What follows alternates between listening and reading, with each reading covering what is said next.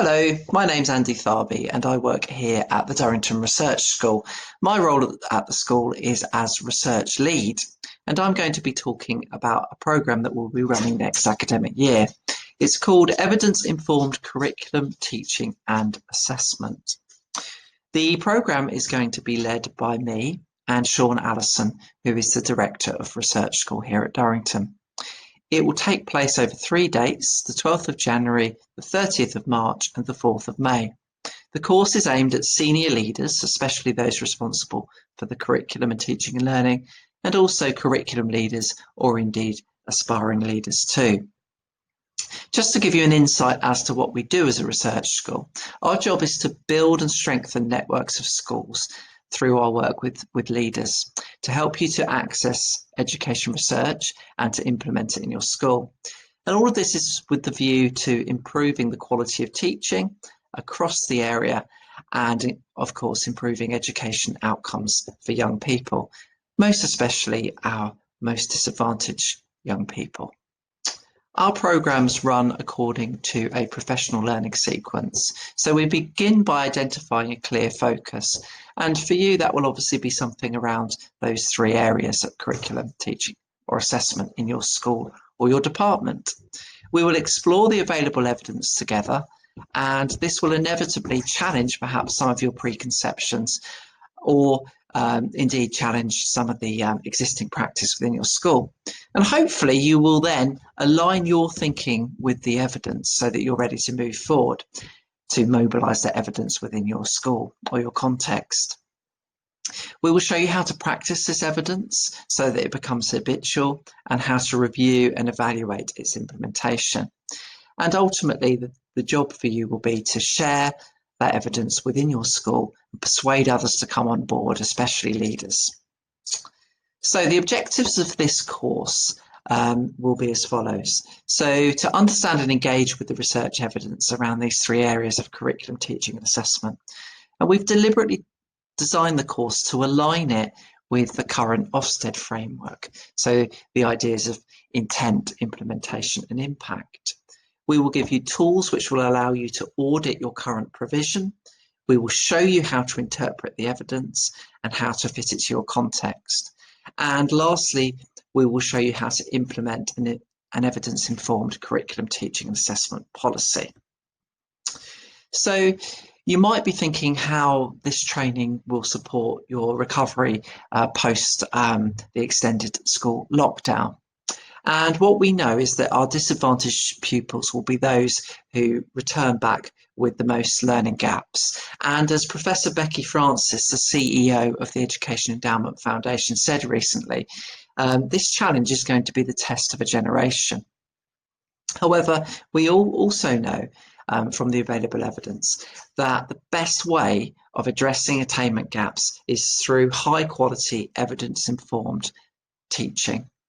But we also know that this will only really happen when it's embedded within an effective curriculum and indeed an assessment sequence. So this programme is going to show you how to effectively implement this across your school, and hopefully it will give you the best chance of filling those gaps post-lockdown.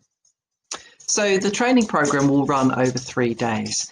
Loosely, Day 1 will be dedicated to curriculum, Day 2 teaching and Day 3 assessment. So on Day 1 we're going to be looking at 3 really crucial areas of evidence.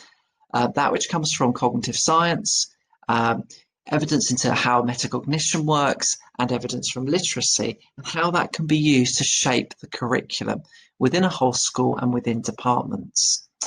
We will then look on Day 2 at teaching, the best available evidence there, but we will support that in the second half of the day by looking at the evidence around effective CPD, because what we do know is that it's just as important to know how to develop staff as it is to know the evidence into effective teaching.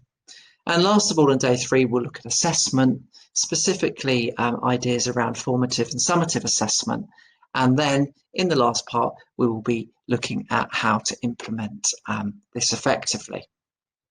Our training programs come with built-in gap activities. So the one that you'll be mostly involved in will be Twilight Network meetings, which are likely to take place online. And that's going to give you the opportunity to catch up with fellow delegates to talk about the current issues and challenges you're facing and how you're coping with those. We will provide audit tools. We will give opportunities for implementation planning. One of the gap activities will naturally be trialling new approaches on a small scale.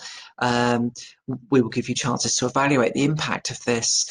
And lastly, we can offer all delegates in-school training. So what that means is that we can come into your school and train your staff, whether that is your senior leadership, your curriculum teams, or indeed your whole staff body. Again, that will be obviously on a bespoke basis. So in the last day, and I've mentioned this a couple of times already, we're going to be looking at implementation, and we're going to be using the EEF's A School's Guide to Implementation and recommendations, because what we know is that implementation is a process and not an event, and it has to be planned and executed in very specific stages. One of the big problems with implementations in school is the fact that they're very rarely sustained. So we're going to explore the evidence. We're going to show you how to prepare your implementation plan and prepare your staff for implementation, how to deliver it, and the factors that should support your thinking there. And as I said before, how to sustain it over the long term. Because we know that if evidence is going to affect student outcomes, it is a long-term process. So if this has whetted your appetite and you would like to join us on this course, then please go to our website. You can see the address there. And if you click on training, it will take you to a bookings form, and you can book yourself and whoever you want to from your school into our training programs. Obviously, places are limited, so it will be on a first come, first served basis.